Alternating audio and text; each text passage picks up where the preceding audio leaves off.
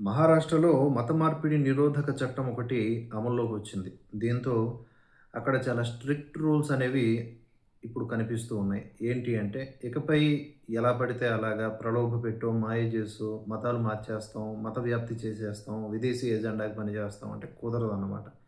ఎందుకు అంటే చట్టం అలాంటిది. ఆగస్టు 28 నుంచి ఈ కొత్త మత స్వాతంత్ర్య చట్టం ఫ్రీడమ్ ఆఫ్ రిలిజియన్ యాక్ట్ అనేది అమల్లోకి రానుంది.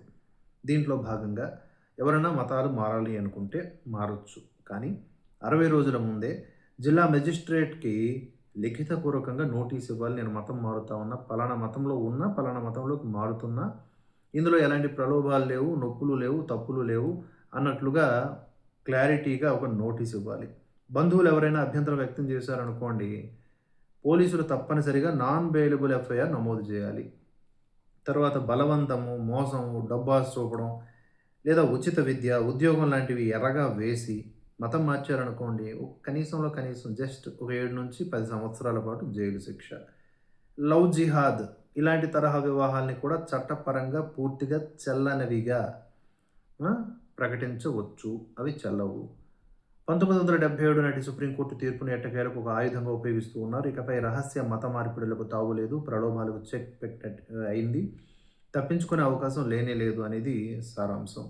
కానీ ఈ మత మార్పిడి చట్టాలు అనేవి అన్ని రాష్ట్రాల్లోనూ అంటే యావత్ భారతదేశంలో ఇది అప్లికబుల్ కావాలి. అంతేకాకుండా అమలు కూడా అంతే బాగా జరగాలి. ఈ దేశంలో చట్టాలు ఎంత బలంగా ఉంటాయో వాటి అమలు అంత బలహీనంగా ఉంటాయి. కనుక అమలు జరగాలి. జరిగి తీరాలి. ఎందుకంటే మత స్వేచ్ఛ అనేది ప్రతి ఒక్కరికి ఉంటుంది. ఎవరి విశ్వాసం వారిది. ఎవరు ఎందులోనైనా సరే ఉండవచ్చు, మారవచ్చు. అటు ఇటు, ఇటు ఇటు అని ఎన్ని తిరగొచ్చు. కానీ దాని మధ్యలో ఎక్కడా కూడా విద్వేషము, ప్రలోభాలు, ఎజెండాలు లేకపోతే ఇంకా కుట్రలు, కుతంత్రాలు అనేవి ఉండకూడదు. కొంతమంది పనిగట్టుకొని ఇలా తయారయ్యి ఒక మల్టీ లెవెల్ మార్కెటింగ్ మోసంలాగా ఈ మల్టీ లెవెల్ మత మార్పిడి మాఫియాలాగా తయారు చేసుకుంటున్నారు. అది లేకపోతే వారికి ఉనికి లేదు.